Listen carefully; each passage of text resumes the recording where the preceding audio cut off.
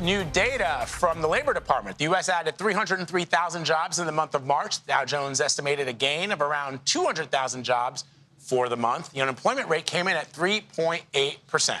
All right, so joining me now with more on this is CBS News business analyst Jill Schlesinger. Jill, so you heard the numbers that Vlad just rattled off. What does it mean to me? Put your glasses on. This is so good, it's blinding. Really? Unbelievable. The future looks that bright? It's that bright. All right, so I know it's one report, but this is once again an instance where the analyst got it wrong. 303,000. It's so much more than anyone had expected at around 200,000. It belies all of this theory that, well, interest rates are high, companies are going to slow down their hiring. Right. Well, evidently not. And although it's a little bit off-putting because you hear about layoffs in, say, a big technology company or a media company, that is not the story for the whole U.S. economy. The labor market remains a source of great strength for the U.S. economy. Okay, so, but you brought up the Fed, right? And I thought, you know, the Fed would like to see things cooling off a bit so interest rates can go down. So what is the Fed going to think when they see these numbers? The Fed's going to say, okay, we're not that interested in the monthly production of jobs. We know they're strong. However, they're going to look underneath the hood of this report, and they're going to say, well, wages are up by 4.1% from a year ago. Overall, not for everybody, right? That wage growth is in excess of the inflation rate right now. That's kind of good news in some respects, right? Because if you're making more money than prices are going up, that's good. However, the Fed also understands prices are about 20% higher than they were 4 years ago. So I think it's a balancing act. Now, remember, investors look at this and they say, oh, my God, what happens if the Fed does not cut rates in May or June or July? And everybody take a deep breath, because if the Fed's not cutting rates because the economy is actually stronger than expected, that's actually good news. Right. The one thing we do have to worry about is that inflation starts creeping up again. If that were to occur, that would be unnerving to the Federal Reserve. And so, you know, you mentioned investors. Is that why we're seeing sort of things in a sell-off mode right now? I mean, look, it was just a stellar stock market rise over the last 6 months. I sort of was laughing because there was a poll done by the Wall Street Journal where people said, oh, you know, the stock market hasn't been good. Wrong. It has been actually on fire. And you didn't have to just own the top 10 or 12 names. Everything has gone up. So the fact that we're seeing stocks take a breather, maybe because investors are like, oh, well, if they don't raise rates, that won't be good for the stock market. Remember, the whole point of the stock market is these companies are making more money. They make more money if the economy is doing well. If investors get ahead of the game and they buy stocks so that the level of the company's stock price is far in excess of what they could possibly earn in the future, then they're going to come back and take a breather. It's okay. If you're young, if you're putting money into the stock market, hey, root for the stock market to go down. That is actually good for you. Because you can buy. Exactly. As money comes in every other week for your 401k or your 403b, you're buying at a little bit of a discount. So, all right, if you're under the age of, say, 67 or 70, root for the market to go down. Okay, Jill, thank you very much. Sure. All right, so we're going to continue this conversation with more on the latest jobs report. We have Acting Labor Secretary Julie Su. She's trying to figure out where exactly do I stand. Acting Labor Secretary, I don't know if you could hear Jill Schlesinger talking, but I presume that you're pretty pleased with this latest report. Yeah, I did hear that conversation. I appreciate it a lot because the point is that a strong economy is good for everybody. A strong economy is good overall. And under President Biden's economic policies, they're especially good for workers. So we see, again, jobs rising, 303,000 last month. The 3-month average is 276,000.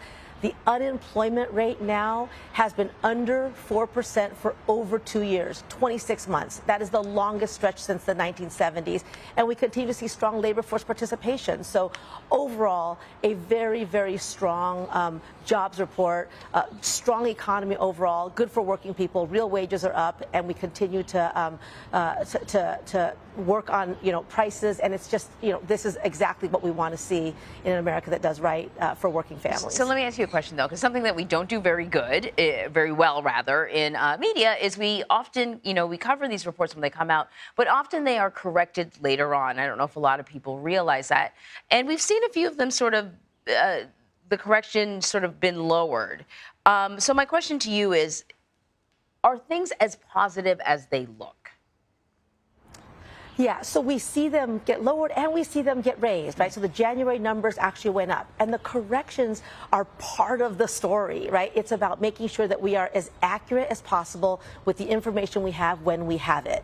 And so that's also why we don't just look at 1 month, right? Again, if you look at overall, we're talking 15.2 million jobs created since President Biden came into office. We look at the 3-month average, which I already said, 276,000.